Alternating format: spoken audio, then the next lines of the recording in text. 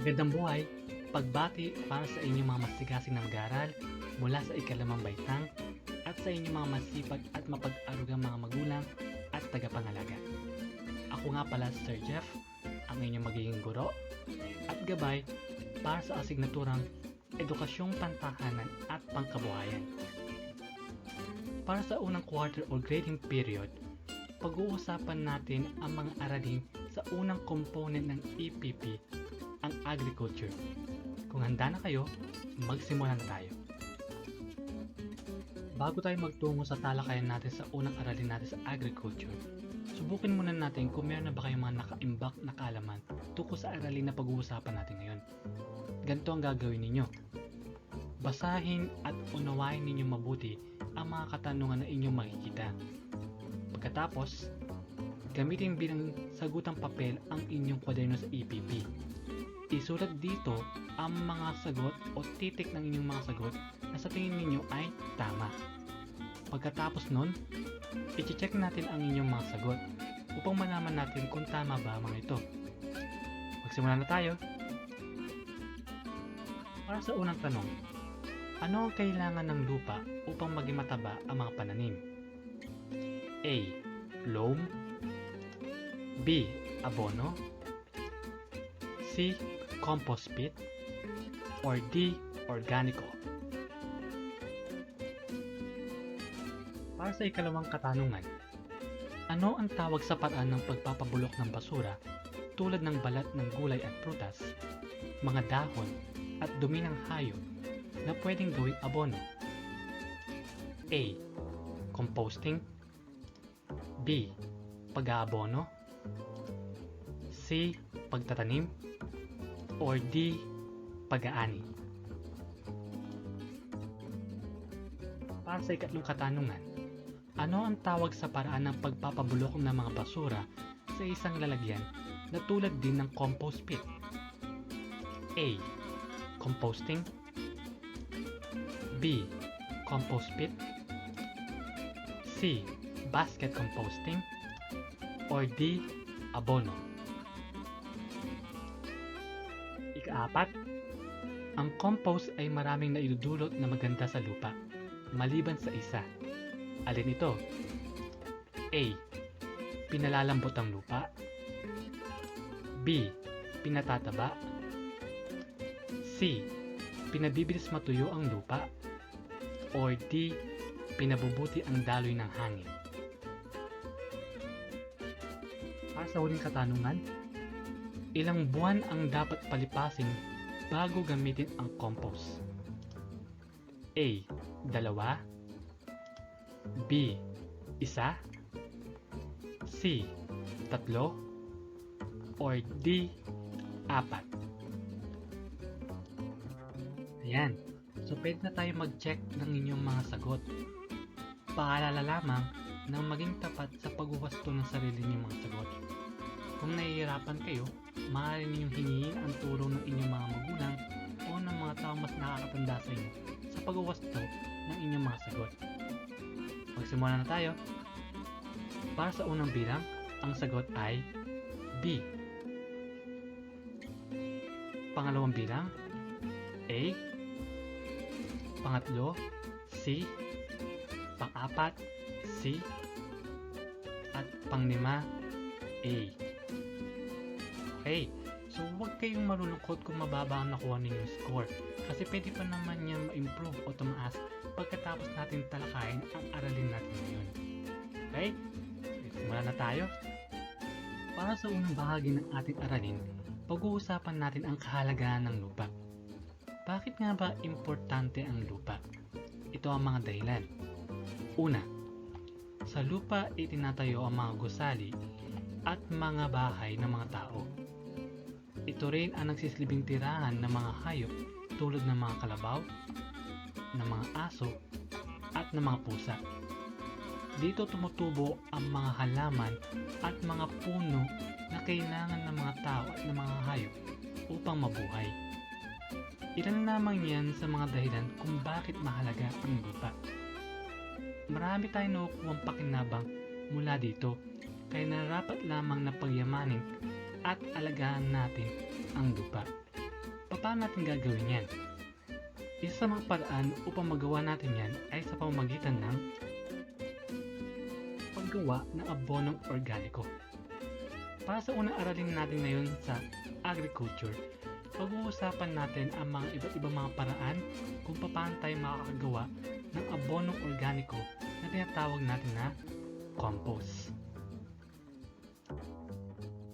Para sa aralin natin ngayon, ito ang ating layunin.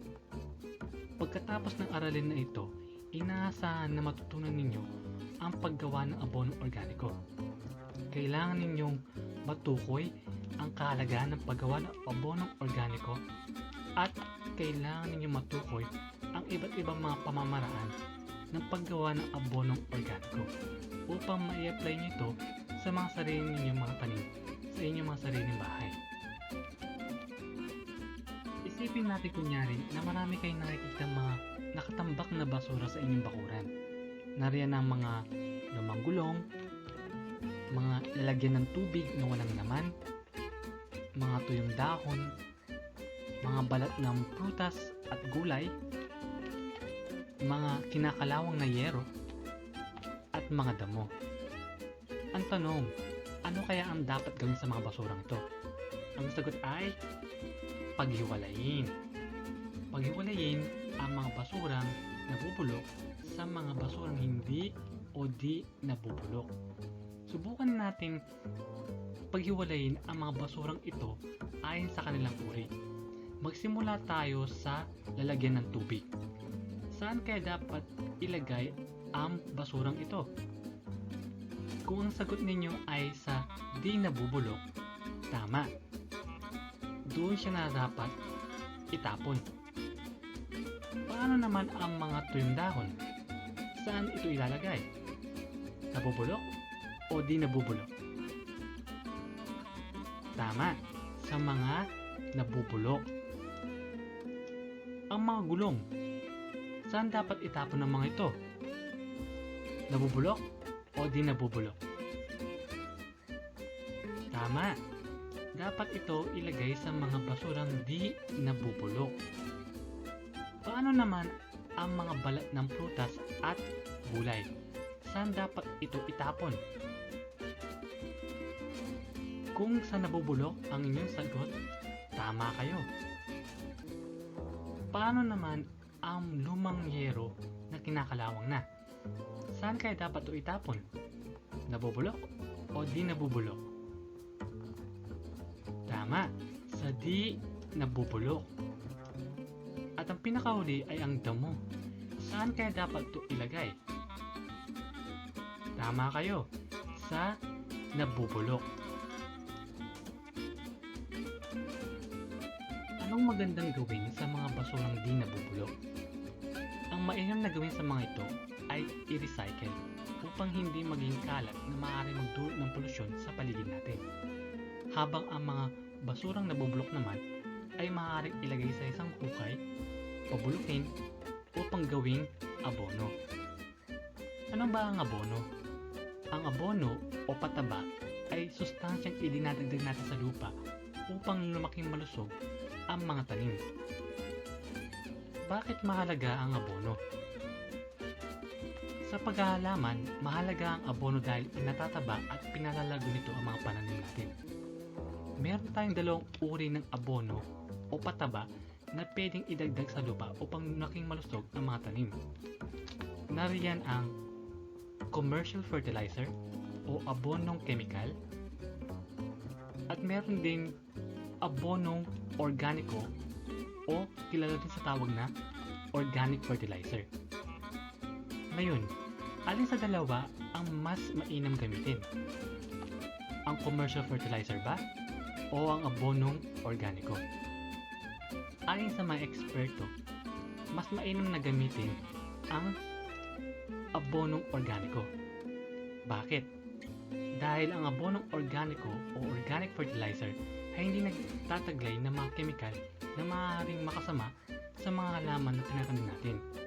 Hindi katulad ng mga commercial fertilizer, ang abonong organiko ay nakukuha natin ng libre sa paligid natin. Hindi natin kailangan ito bilhin. Ito ang kagandahan at kabutihang dulot ng abono organiko laban sa mga commercial fertilizer. Sa pamamagitan ng composting, ang mga basurang nabubulok tulad ng balat ng prutas at gulay, mga tuyong dahon, mga pinutol na damo, at mga dumi ng hayop ay maaaring gawin bilang abonong organiko na tinatawag natin na compost. Ang composting ay isang paraan ng pagbubulok ng mga basura upang gawing abono organiko. Kaya tinawag itong composting dahil ang tawag sa abono organiko na mabubuo sa prosesong ito ay compost. Bakit tayo gumagamit ng compost? Ito ang mga dahilan. Kailangang maparami ang ani ngunit hindi sana naaabuso ang lupa. Lingit sa kaalaman ng iba, sa tuwing tayo ay nagtatanim ng mga halaman sa lupa, nauubos o nababawasan ang sustansya na meron ito dahil kinukuha ng halaman ang sustansya na meron ang lupa. Kaya ang mainam na gawin ay maglagay ng compost dahil binabalik ng compost ang sustansya ng lupa kaya tumataba muli ito. Kaya darami ang ani natin. Ikatlo, sa pamamagitan ng composting o paggamit ng compost, nababawasan din natin ang methane gas na nilalabas ng mga damo. Ang mga damo kasi, kapag ang mga ito ay nabulok, naglalabas sila ng uri ng greenhouse gas na tinatawag na methane.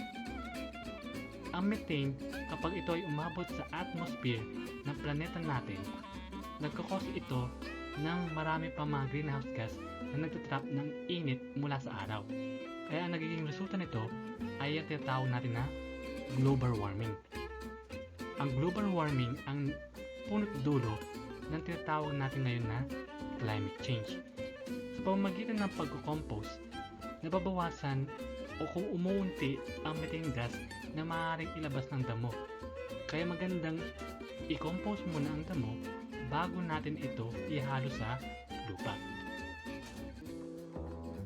Ito pa ang ibang mga dahilan. Pinalalambot ang lupa, pinagaganda at pagsalat at pungkan ng lupa. Kapag naglagay tayo ng compost sa lupa, gumaganda ang texture nito at madali rin itong bungkalin dahil hindi siya tumitigas. Sa pamamagitan din ng paglalagay ng compost, natutulungan natin ang lupa na hindi ito mabilis na matuyo.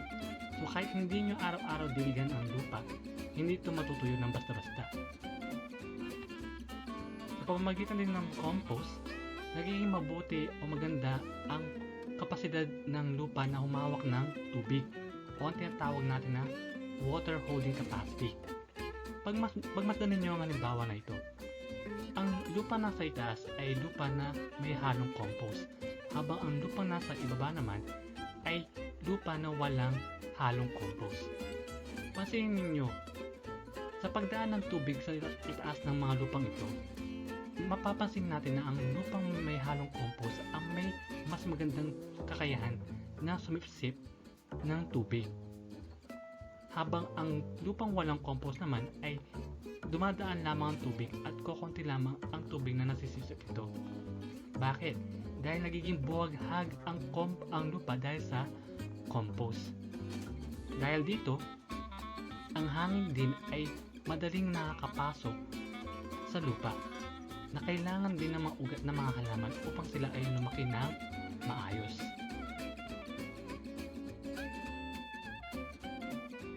Pang ibang mga dahilan kung bakit maganda ang paggamit ng compost. Merong sustansyang ibinibigay ang compost na wala sa mga abonong chemical or commercial fertilizer.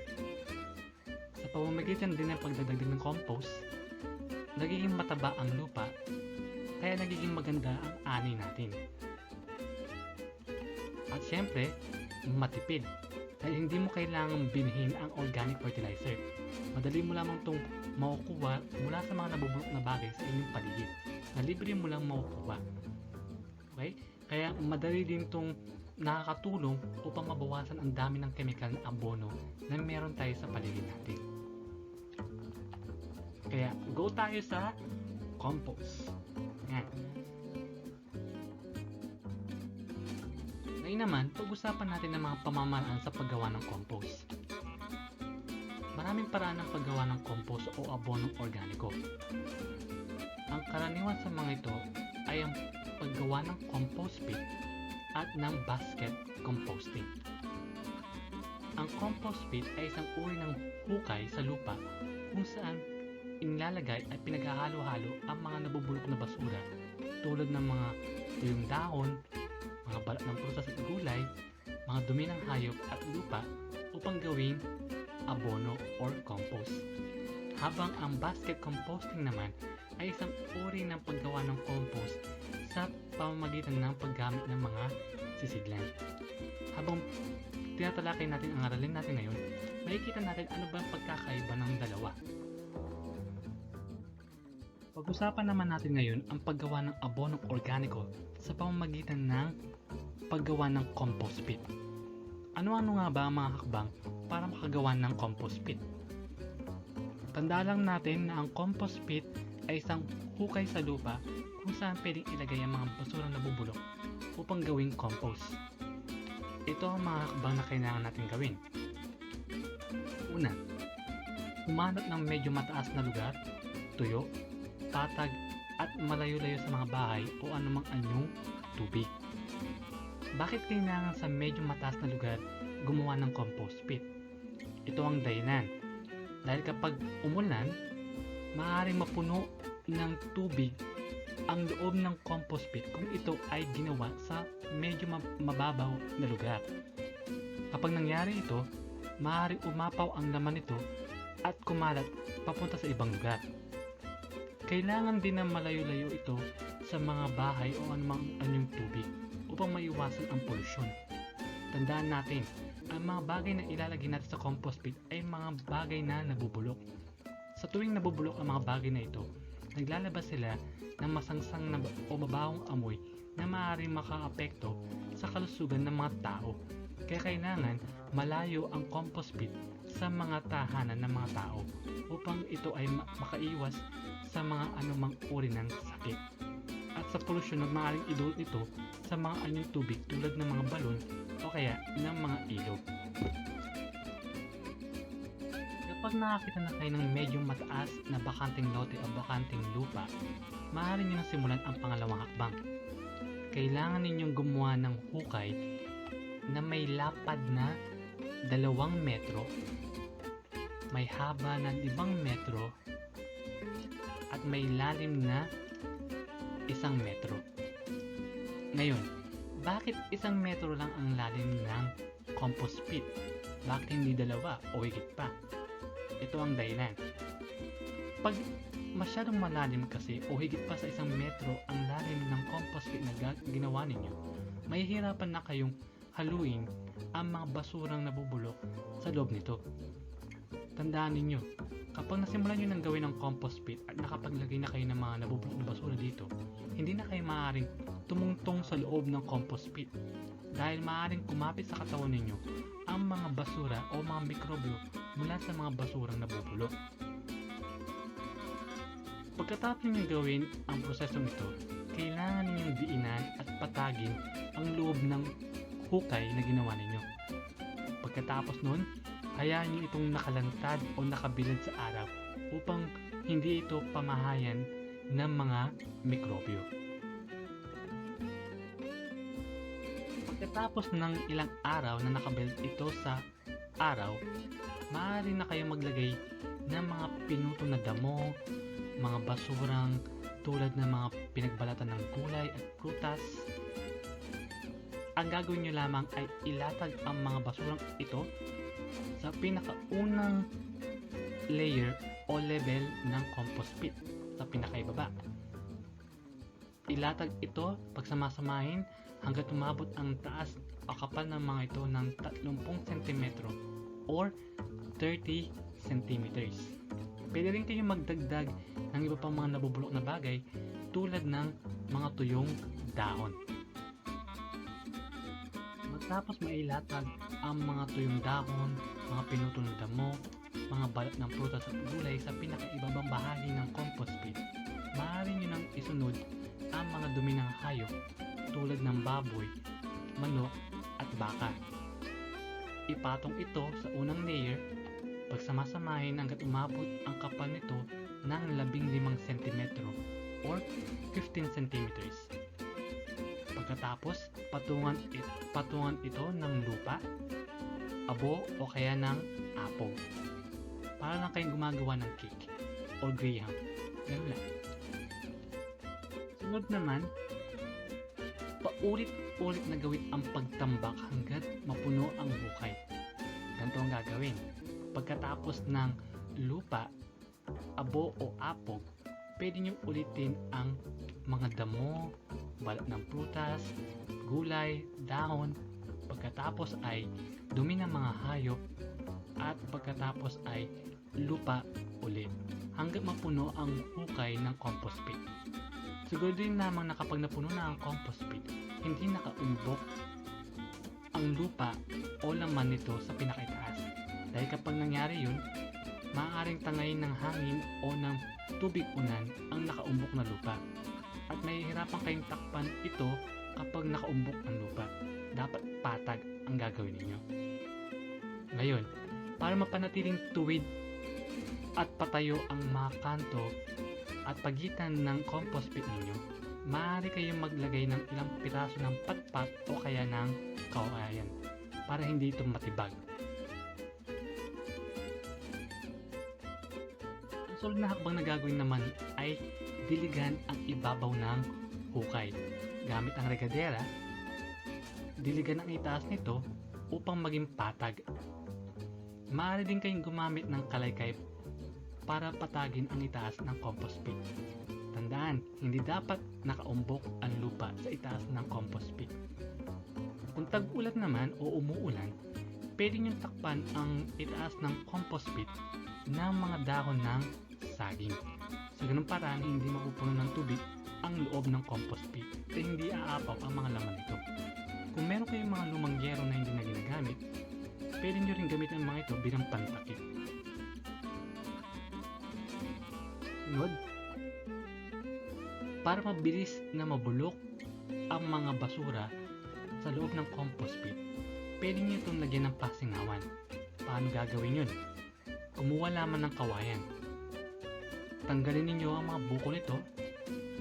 Ang buko ay yung matigas na bahagi sa mga pagitan ng kawayan. Tanggalin ang mga yun para makagawa ng parang isang pipe o tubo. Pagkatapos, lagyan ng mga butas ang paligid o pagitan ng kawayan.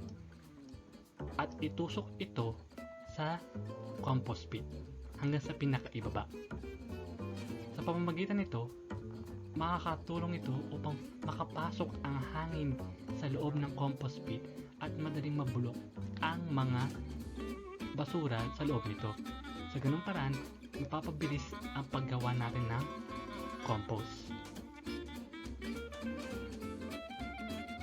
Pagkalipas ng 3 linggo, bunutin ninyo ang mga pasingawang kawayan na inyong inilagay.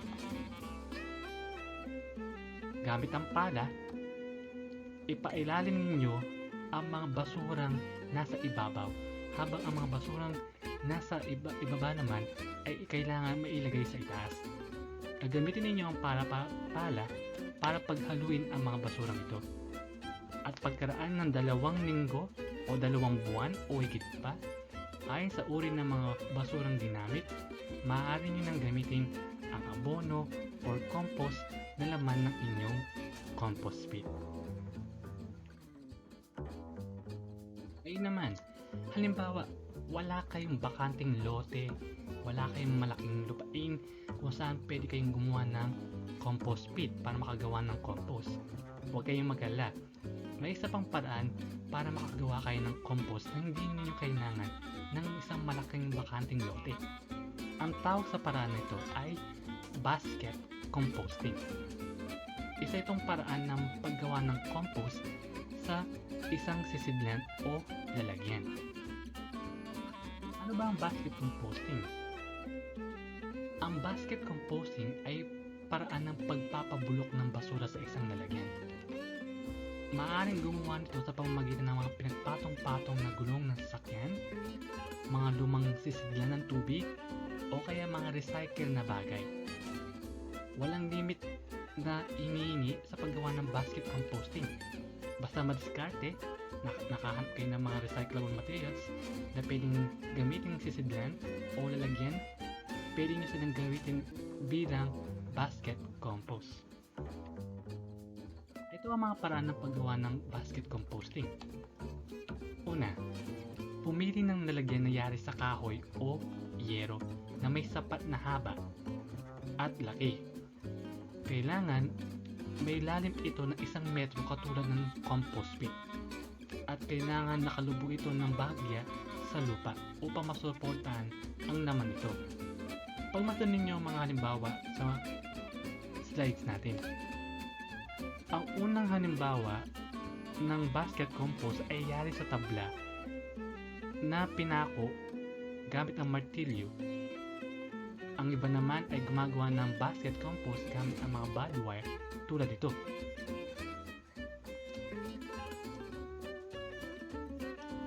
Ang iba naman, kung may budget, gumagamit sila gumagawa sila ng basket compost gamit ang hollow block.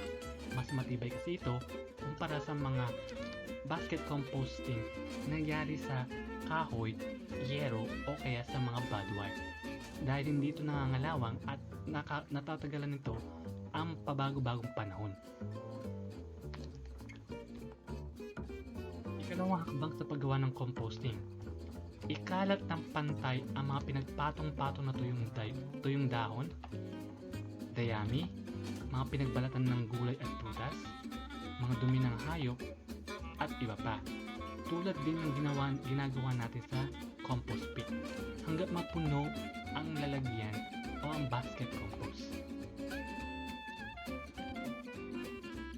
Sunod na hakbang naman ay diligan ang taas o laman ng sisidlan o basket compost. Sa oras na mapuno ang pinakaitaas ng basket compost, pwede nyo itong diligan gamit ang regadera upang maging pantay ang itaas ito.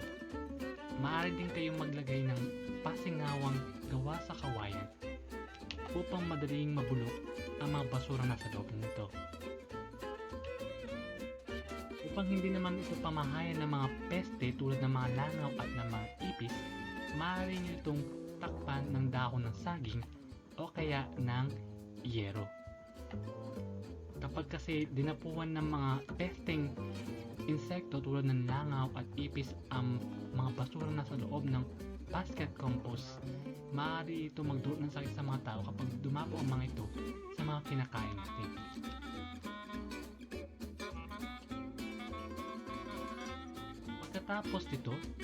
Pagkatapos ng 1 buwan, maaari nyo nang tanggalin ang takip na ilalagay ninyo sa itaas ng compost o basket compost. Pwede nyo na rin tanggalin ang pasingawang kawayan at aluin ang laman ng basket compost niyo gamit ang palad. Basta tandaan lamang na ang lalim dapat ng basket compost na gagawin niyo ay 1 metro lamang ang lalim para hindi kayo mahirapan sa paghalo. Ayun naman, subukan natin kung may naintindihan ba kayo sa ating aralin. Kailangan ninyong gumawa ng compost. Maaari kayong gumawa ng compost pit sa inyong bakanting lote.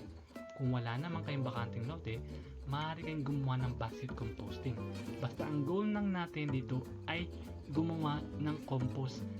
Kayo nang bahala kung anong paraan ang pipiliin ninyo. Compost pit ba or basket composting? Sundin lamang ninyo ang mga pamamaraang natutunan ninyo sa ating talakayan sa paggawa ng compost.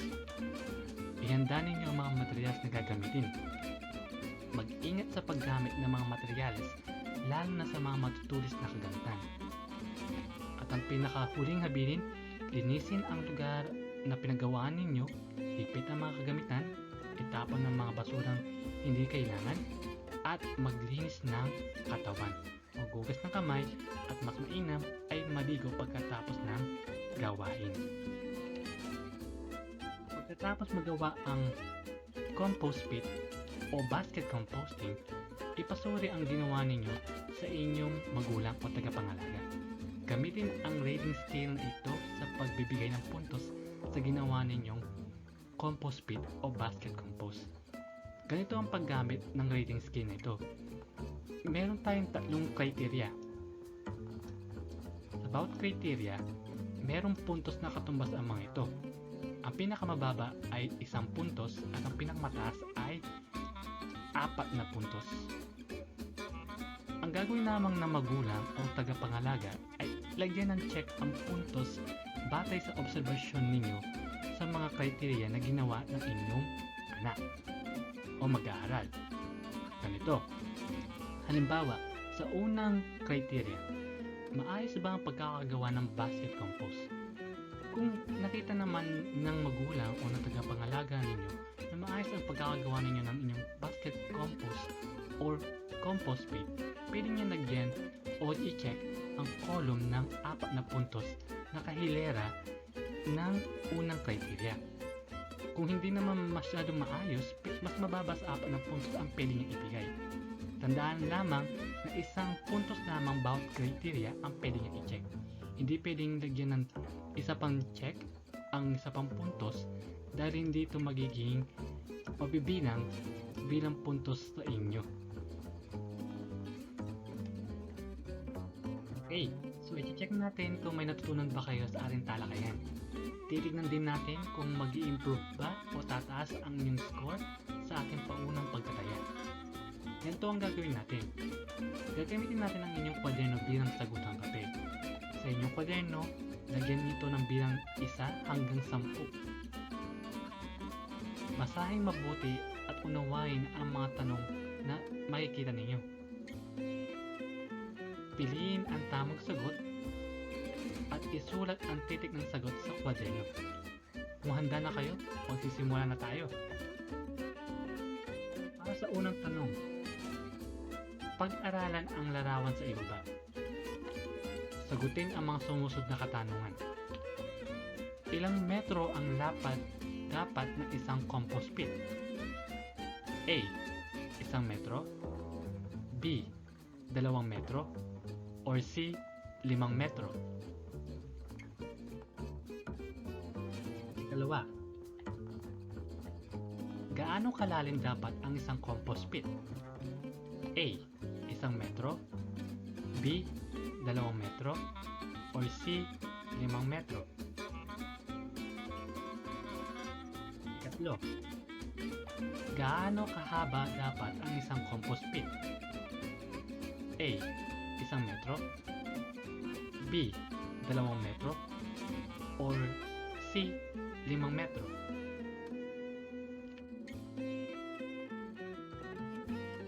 Ika-4, ano ang maaaring ipantakip sa compost pit kapag umuulan? A. Dahon ng malunggay, B. Dahon ng saging, or C. Dahon ng gabi. Ika-5, alin sa mga sumusunod ang hindi dahilan kung bakit kailangan lagyan ng pasingawan na kawayan ang compost pit? A. Para masikatan ng araw ang compost, B. Para mahanginan ang compost, or C. Para madali mabulok ang basura. Pang-6, bakit kailangan diligan ang ibabaw ng compost pit? A. Para maging malambot ito, B. Para maging patag ito, or C. Para maging mamasa-masa ito. Ito, ilang buwan ang kailangan hintayin bago magamit ang abono sa compost pit? A. 1 buwan, B. 2 buwan, or C. 3 buwan. Para sa bilang na 8 hanggang 10, ganito ang gagawin. Pagsunod-sunurin ang tamang pagkakapatong-patong ng mga nabubulok na bagay sa loob ng compost pit. Ang 8 ang pinakamababa, nasa gitna ang 9 at ang 10 ang nasa pinakaitaas. Ito ang mga pagpipilian. A. Balat ng gulay at prutas, damo, B. lupa, abo o apog. At C. Dumi ng hayop.